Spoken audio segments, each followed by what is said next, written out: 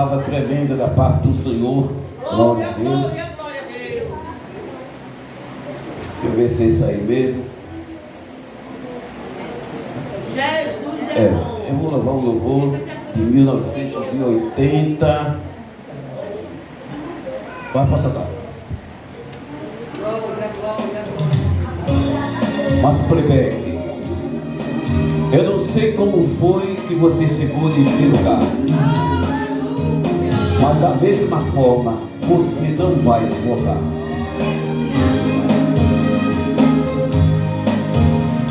Você chegou aqui angustiado, olha, e quem está desesperado, por mais que você tente esconder, choras calado.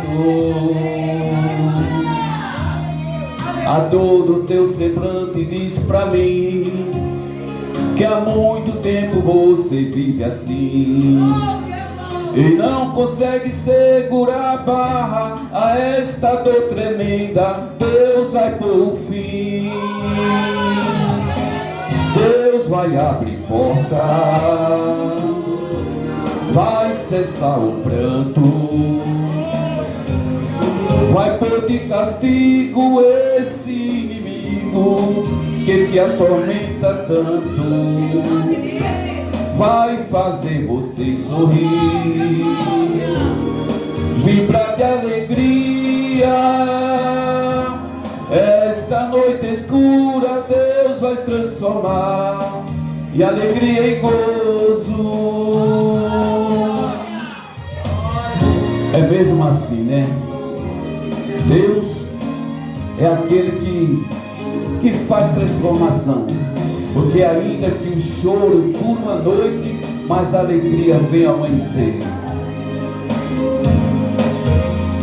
Você não vai sair da mesma forma, porque hoje é o dia da vitória. Mudança radical em tua vida começa agora. O impossível o Senhor vai fazer, somente para ver você sorrir. Ele vai envergonhar o inimigo e este teu gemido Deus vai pôr fim. Deus vai abrir porta, vai cessar o pranto, vai pôr de castigo esse inimigo que te atormenta tanto, vai fazer você sorrir, vibrar de alegria. Esta noite escura Deus vai transformar em alegria e gozo. Deus vai abrir porta, vai cessar o pranto, vai pôr de castigo esse inimigo que atormenta tanto, vai fazer você sorrir, vibrar da alegria.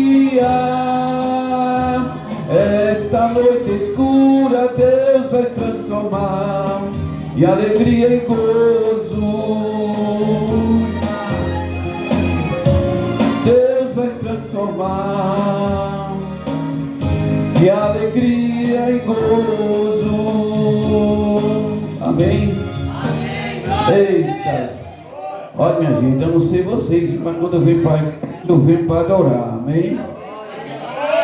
Que Deus continue abençoando a vida de todos. Eu vou trazer uma breve reflexão da palavra do Senhor. Se o culto terminasse hoje, estava bom demais. Terminasse agora, né? Estava bom demais, né? Porque Deus já falou por meio dos louvores e vai continuar falando ainda, amém? Nós lemos aqui no livro de João, capítulo de número 8. Glória a Deus. João 8.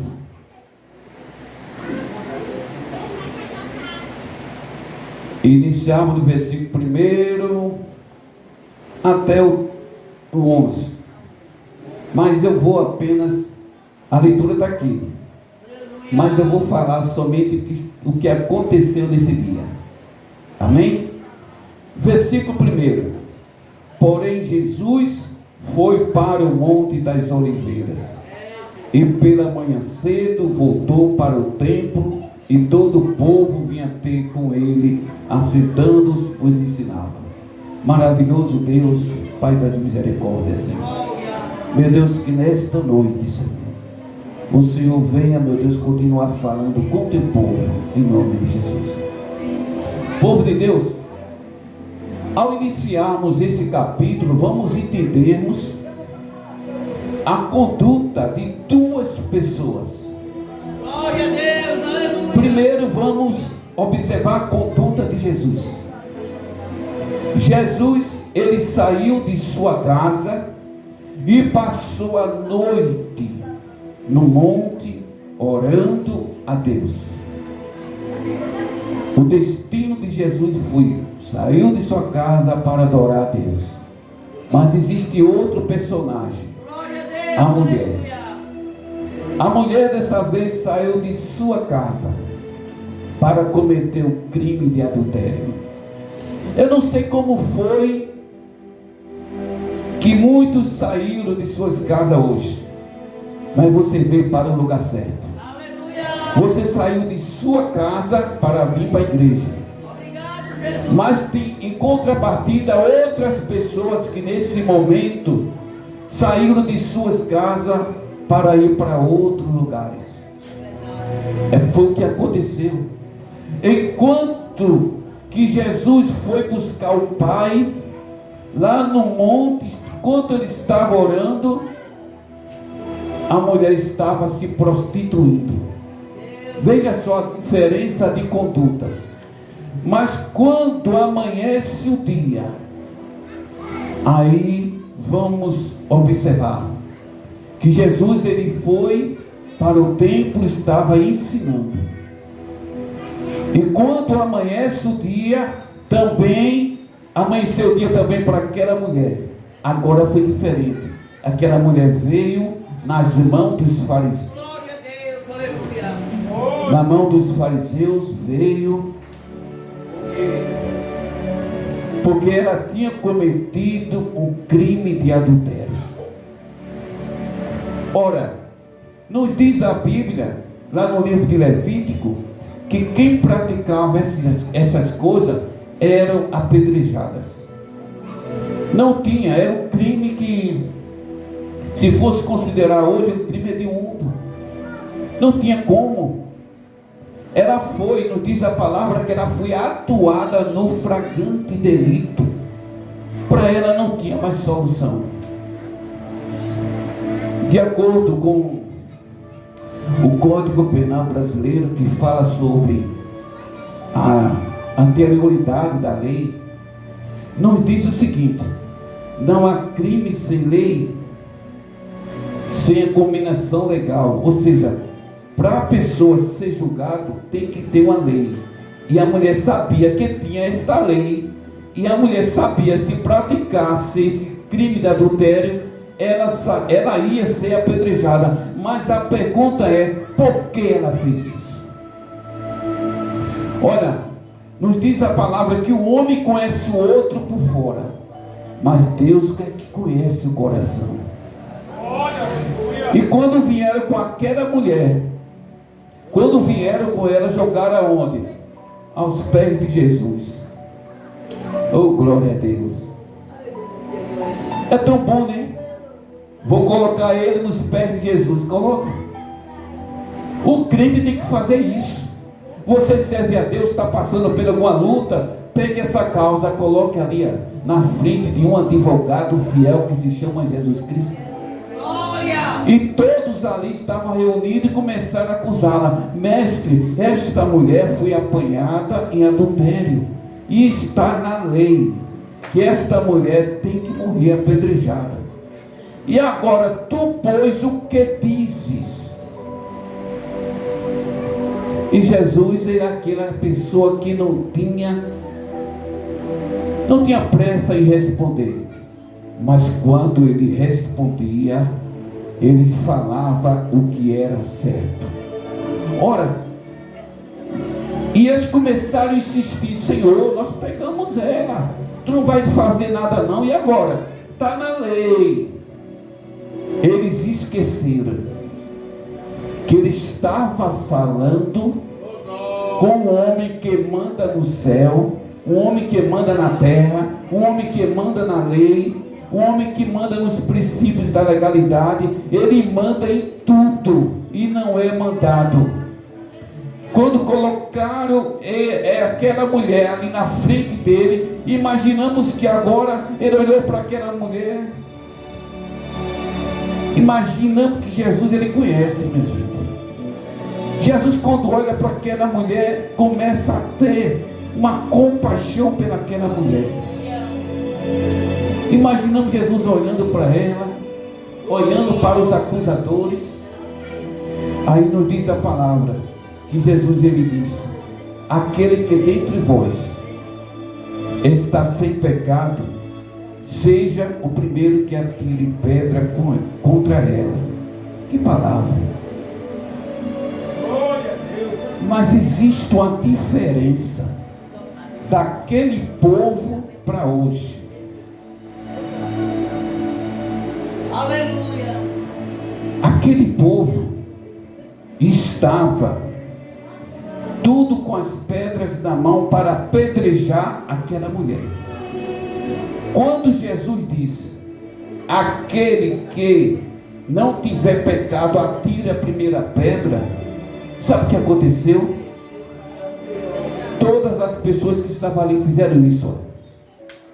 Soltaram a pedra e foram embora. A diferença da sociedade hoje, sabe o que é? É que hoje a sociedade hoje acusa, condena, diz que perdoa, mas a pedra continua na mão. A pedra de acusação continua na mão. Gente, não podemos fazer isso. Jesus ele veio para salvar, mas muitos ainda estão com a pedra de acusação na mão. Aquele pastor fez isso. Eu provo, eu sei o que eu estou dizendo. Foi quando isso? Faz uns 10 anos isso, mas eu não esqueço não. É porque você não perdoa. Porque quem perdoa não quer saber do passado de ninguém. Em momento nenhum Jesus não fez, não passou em rosto o que ela fez. Nosso Deus é lindo. Agora o que acontece é que as pessoas continuam com a pedra. Não, mas tudo bem que eu fizesse isso. Gente, deixa eu falar um negócio. Ninguém aqui é melhor do que ninguém. Quando você vê uma pessoa dizendo que faz, que eu sou, ele não é nada. Agora, quando vê uma pessoa diz: eu não sei fazer nada assim, eu sou o menor da casa, olha só quem é o grande da casa. A história está sendo mudada. E Jesus se aproxima dela e pergunta: mulher, aonde é que estão os teus acusadores? Ninguém te condenou? Foi uma pergunta que Jesus fez para ela. Cadê aqueles teus acusadores? Que estavam tudo com a pedra na mão. Cadê eles? Aí ela disse: não, Senhor, ninguém me condenou. Aí Jesus disse: nem eu tampouco te condeno. Olha só a resposta de Jesus. Nem eu, olha Jesus falando, nem eu também te condeno. Vai em paz e não peque. Se Jesus disse que ele não condenava, e por que é que existem tantas pessoas hoje que gostam de condenar, gostam de julgar, gostam de jogar pedra? Gente, quem serve a Deus tem que andar de acordo com os seus princípios. Tem pessoas que dizem assim: eu amo Jesus, mas não quer imitar Jesus. E Jesus disse: aprendei de mim. Ele disse: aprendei de mim. Se nós servimos a Deus, nós temos que ter o mesmo sentimento de Jesus. Se Jesus não condenou, não condene.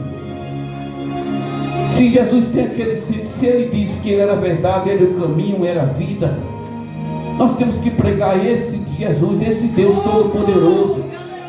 Porque se Ele não abençoar cada um de nós, a gente não conhece ninguém que possa abençoar. Amém? O que é que acontece hoje em dia? Veja só, eu estou falando de mim. Eu não tenho coragem. Quando morre uma pessoa, eu já vi muito crente falar isso.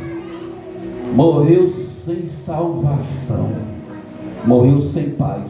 Gente, não diga uma coisa dessa não. Respeite as pessoas em memória. Você não sabe para onde foi. Cuidado, porque Jesus disse: olha, com o juízo que tu julgar, tu também vai ser julgado. O julgamento de Deus já começou, minha gente. Então resta nós entregarmos a vida a Ele. Nós vamos ser julgados, assim como o ímpio vai ser julgado, nós também vai ser julgado. Cada um faça por onde merecer.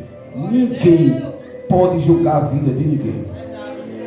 A pessoa pode ser católico, espírita, catimbozeiro, pode ser o que for. Ei, quem sou eu para julgar, minha gente?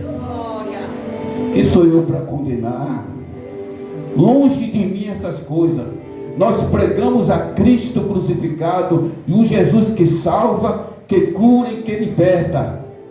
Nós ensinamos que Jesus é o caminho, a verdade e a vida. Jesus é tudo. Ele é o alfa e o ômega. Nós pregamos Jesus. Agora, quando Jesus diz: eu não te condeno, e por que é que nós vamos condenar os outros? Não podemos fazer isso. João 3, versículo 17. Que Deus mandou seu Filho ao mundo, não para condenar o mundo, mas para que o mundo fosse salvo por intermédio dele. Jesus é o mesmo de ontem. Hebreus 13, 8. Jesus é o mesmo de ontem, de hoje e eternamente vai ser o mesmo. Amém? Então aquele Jesus que perdoou o ladrão naquela cruz, que eu cantei mais o meu amor aqui em cima. Jesus que falou com ternura, diz o louvor, aquele ladrão, na hora da angústia, na hora do sofrimento. Aquele Jesus que estava ali naquela cruz, junto com aquele ladrão, que na boca de muita gente, aquele criminoso não tem salvação.